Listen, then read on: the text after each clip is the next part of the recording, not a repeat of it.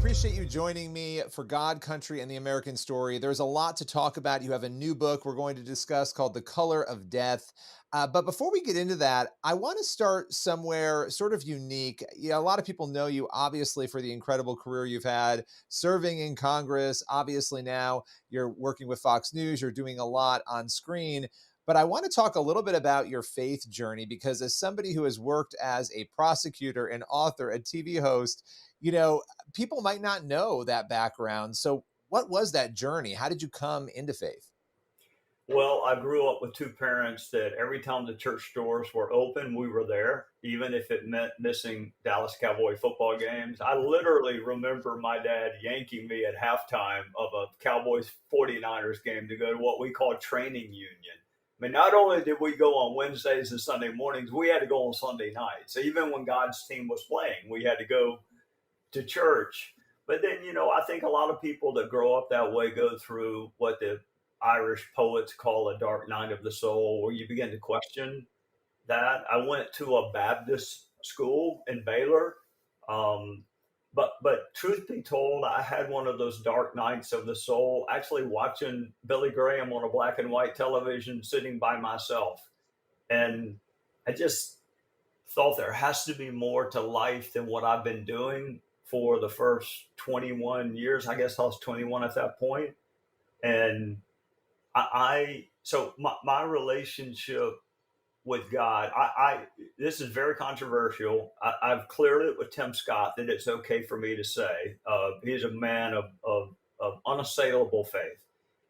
I wonder how many of us would follow Jesus's teachings even if there was no reward at the end. And what Mm, I mean by that is, um, you know, all of us want to live forever, but his teachings are good enough that even if we didn't live forever, it's still the right way to conduct life as we have it.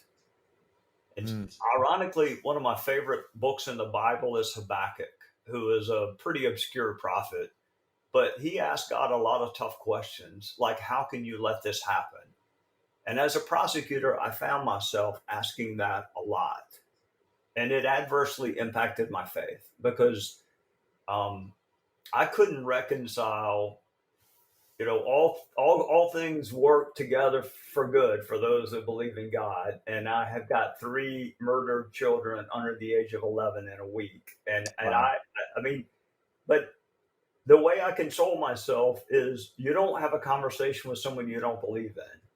So it's okay to ask God tough questions. Where I would begin to worry about myself is if I just said, I'm not going to ask you anymore. There's a line in Alexander Dumas' book, The Count of Monte Cristo, where Edmond Dantes says, I don't believe in God. And the priest says, that's okay. He believes in you. I mean, his existence does not depend upon what I think or believe. And so it's hard to be like upset or angry with someone like the prophet Habakkuk was if you don't believe that person exists. Right. So it's a complicated faith. The teachings of Christ are worth following, period. Whether there's an afterlife or not, I hope there is one. I have faith there is one. I cannot tell you I know there is one because I don't know anyone who's gone and returned. Even Lazarus did not say, hey, let me tell you what heaven's like. I mean, we have this apocryphal, apocalyptic book called Revelation that, it's kind of hard to figure out. I found myself surrounding my cynical self with people of tremendous faith, like my wife, and the people that I gravitate towards have this authentic faith about them. So clearly, I am drawn to that. Clearly, I wish I lived up to all of Jesus's teachings. I'm a little bit cynical about how religion has been used by politicians. I think it has hurt the church. I think it's helped certain politicians, but I think it's hurt the overall reputation of the church. Yeah, well, you said a lot there that I have a lot of questions about. And I'll tell you, Senator Scott was on our first episode, and so he's always wonderful to chat with. And I love that friendship that you have there. it's interesting because the position you were in, I mean, you were describing a situation where you're seeing murder and death and chaos all the time, and you have to try to square that with the reality of a God who loves and who created, right? And that question of why did he allow this? That's a question that comes up again and again and again for people. Did you find a lot of ebbs and flows in your journey as a prosecutor and even in serving in Congress? Gosh, in where you found yourself struggle at moments, and then you sort of had the victory, and then you go back to struggling again because those cases pull you more towards those questions, I would imagine. Yeah, I remember sitting down with a friend of mine who also happened to be the Sunday school teacher that my wife and I attended the Sunday school class, and he asked me to read a book called The Shack because he knew I was struggling, and I read The Shack, and I just accepted the fact that kind of what God said to Habakkuk: "Who are you to ask me why I've done something?" I mean, it's okay for you to ask, but even if I told you, you wouldn't understand it because you view life and time through a dimension that I don't view it through. So, I picture this image, like take Camp Mystic, which was a really, really hard day for people of faith. I mean, you sit there and these children are going to a camp to learn more about God. And the reward for that is a flood that washes their life away. And the only thing that can comfort me is that they're with the person that loved them even more than us as parents love our children. And that's the one that created them. Jesus singled children out for special treatment. I mean, he was pretty careful to warn people of what you do to kids. So I do have these slew of desponds, as Milton referred to, these dark nights of the soul. What's important to me is that I keep asking the questions, because when I stop, then I become a full blown cynic, and that's when I would worry. I don't worry that I sit there and say, God, how could you let a 6-year old be shot at her birthday swimming party? How could you allow that? I think he's big enough for me to ask tough questions of. Well, and I think from a Christian perspective, knowing that, he came down in human form through Jesus and lived a life and understands the temptations and the struggles and the questions that people have, that I think he understands why we ask those questions, right? I mean, there's a deep Yes. understanding there.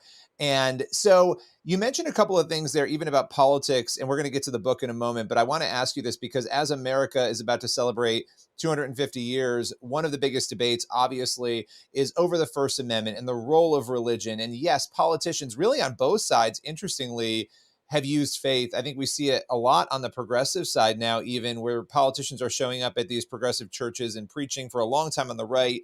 This has been something we've seen, this role of faith. And you mentioned the teachings of Jesus being important, whether there was a heaven or a hell or not, that living this way is actually beneficial to the individual life and even the corporate life. When you look at how faith should intersect, and I know this is a big question, but I'm curious of your perspective with government and with the American way of life, whether we should have a Christian identity or not.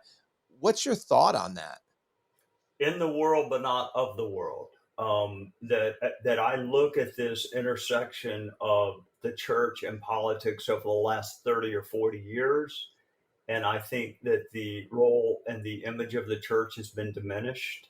And I think that our reliance on the state has been increased. And I think that's been to the detriment of the church. Jesus didn't have a whole lot to say about politics, even though he lived under foreign invaders. You can certainly argue he didn't get much due process, but all he said is render under Caesar what is Caesar's.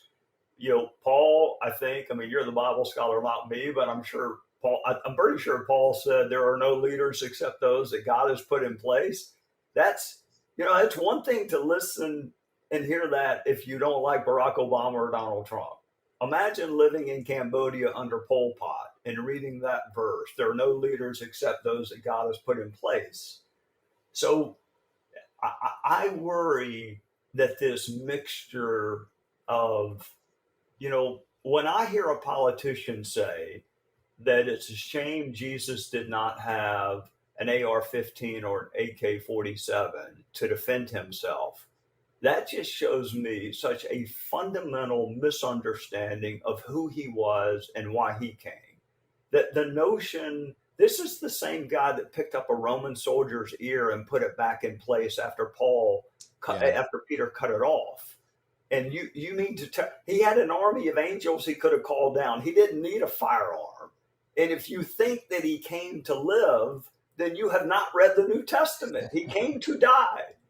So that's what worries me, is that we talk about God and Jesus when it benefits us politically, and then when it doesn't, we say, well, we're not going to honor that part of it. We're not going to pray for our enemies. We're not going to love our enemies.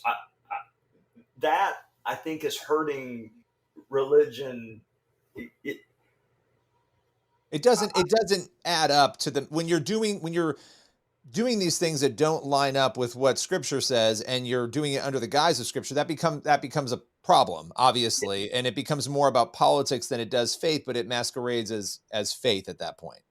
and I think that's why you're seeing some young people perhaps check out of organized religion, is because of the disconnect, the cognitive dissonance between what I hear and what I see.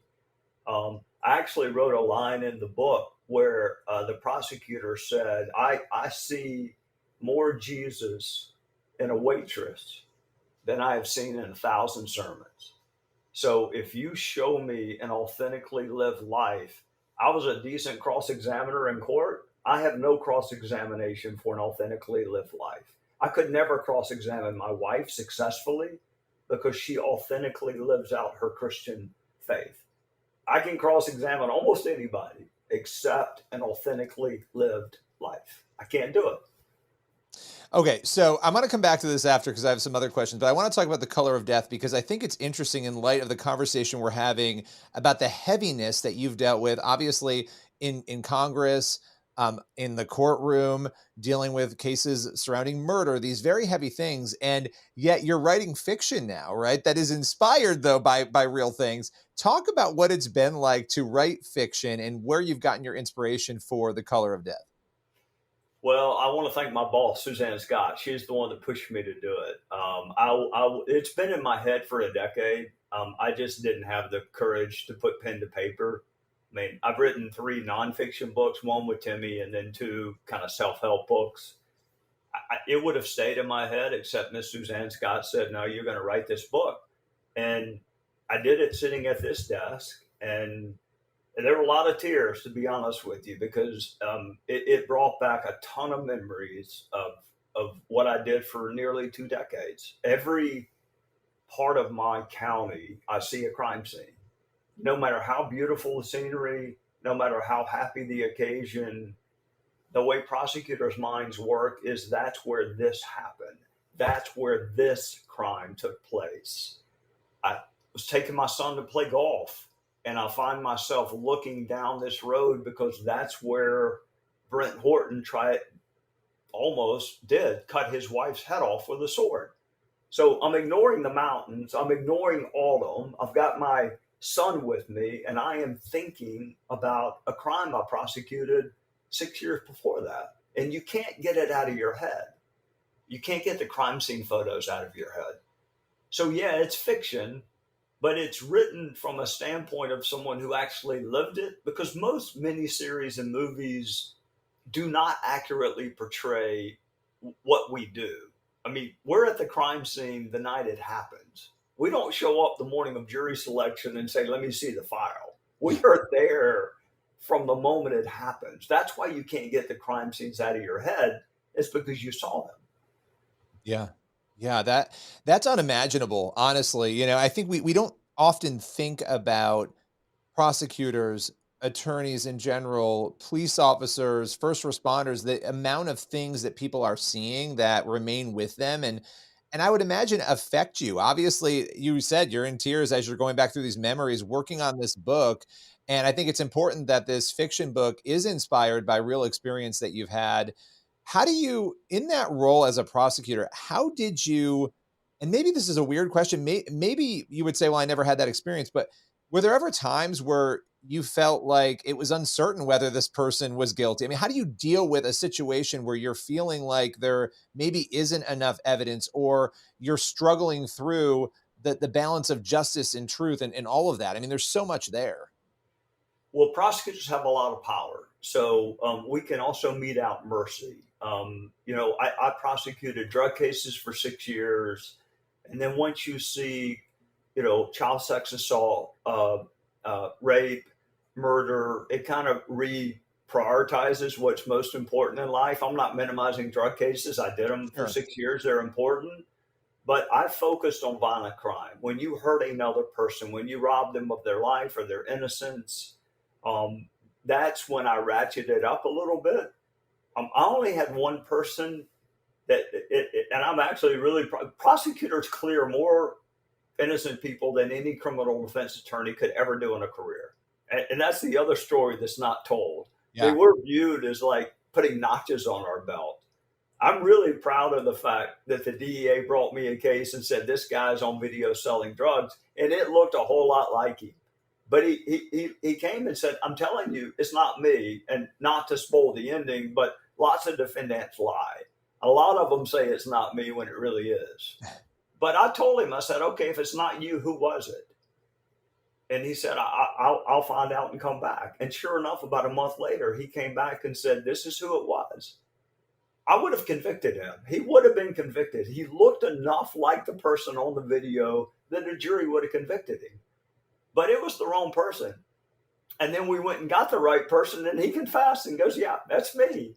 Wow. I take as much pride in that as I do any murder conviction, because an innocent person was not incarcerated, because I stopped to listen to him with skepticism. I said, look, you got to go convince me it wasn't you, but he did. So Yeah. I didn't have to prosecute people where there was doubt. Particularly in a homicide case, it's my job to get from arrest or probable cause to beyond a reasonable doubt. And I can't imagine, look, I mentioned the Count of Monte Cristo. There's no worse feeling than being punished for something you did not do. No worse. You want to talk about losing faith in God? Go get punished for something you didn't do. So, Yeah. why would I ever prosecute someone that I thought or had even any suspicion was not guilty when there's so many guilty people to go pick from? Right. Right. I No, mean, I love that you I had an clarified office that. full of guilty people. I never had to go pick one I was unsure about. I love that you clarified that, because I think people do have that perspective, right? They make this assumption that there's like some sort of joy in prosecuting people, that prosecutors have. And I think in light of what you've described, there's a heavy weight on people who are taking this position on. And going back to the book, as you were prepping this and going back through cases and looking at real things and putting The Color of Death together, I have to ask, when people are done reading this book, which by the way is already incredibly successful, when they're done reading it, what do you want them thinking and feeling? I want them to know what it's like to be surrounded by darkness and grief, and that the light ultimately does win. It was important to my wife that I put light in this book, and the light comes in the form of a waitress. But the light wins, and it doesn't matter her role. She's not a judge. She's not a lawyer. She's a waitress. But the light is going to win if you can just hang in there long enough. So that was kind of the moral subplot. The real reason I wrote it is because the miniseries and the movies and the TV shows do not capture what prosecutors, the connection between cops and prosecutors is an incredibly strong bond. And with victims and prosecutors, it never goes away. I mean, I still bump into people where I prosecuted the man that killed a loved one, and there is a connection that will never go away, because grief and pain are unifying. And so the best prosecutors put themselves in the position of those that are hurting the most. And it does take a toll, which is why I couldn't do it forever. I did not run for Congress. I ran away from the courthouse. And it just so happened that Congress was an honorable exit.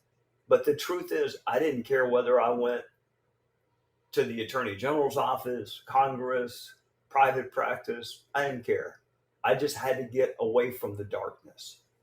Wow. And, so it's interesting. You literally read my mind because the next question I had for you is what was it that made you go into, to run for Congress, serve the years you did?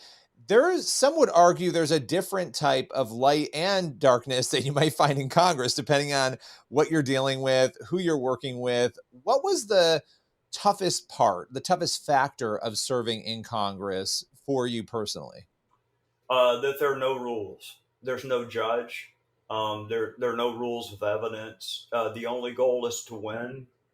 I had to win and also follow the rules in court. I had to turn over all my discovery. I had to play face up poker, nothing hidden.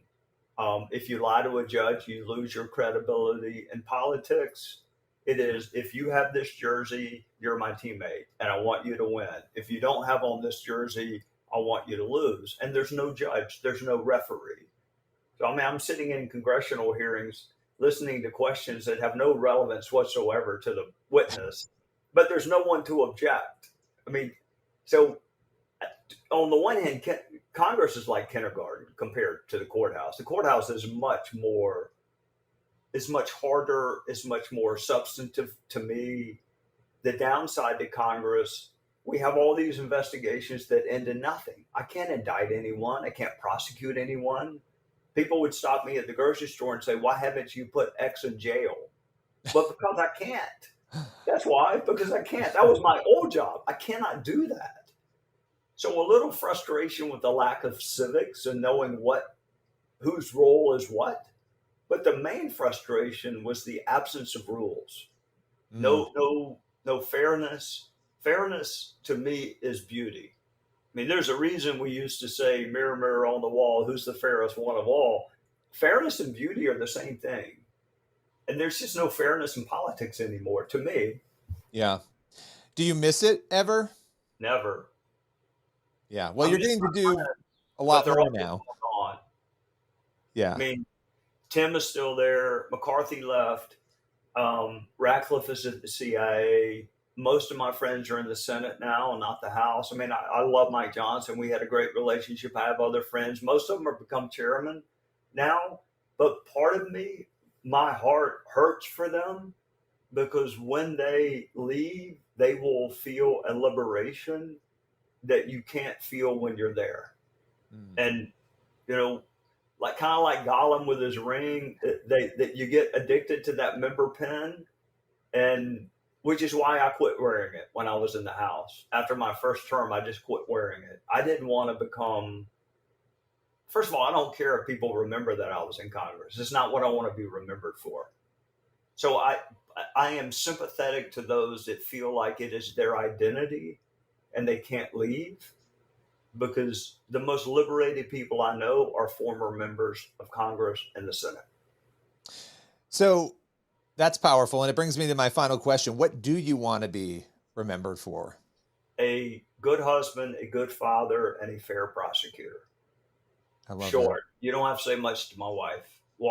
First of all, don't ask her out when you're walking through the receiving line. That'd be the first thing I ask, because she's really pretty and really sweet, and I don't want people asking her out. I want her to live as a widow, lonely, and constantly thinking of me and not selling my golf clubs. But I want them to say he was a pretty good husband, pretty good father, and a fair prosecutor, and move on. I love that. Well, this has been a great conversation. The book is The Color of Death. Run out and grab it wherever books are sold. Appreciate your time today. Thank you. I've enjoyed this very much. Thank you.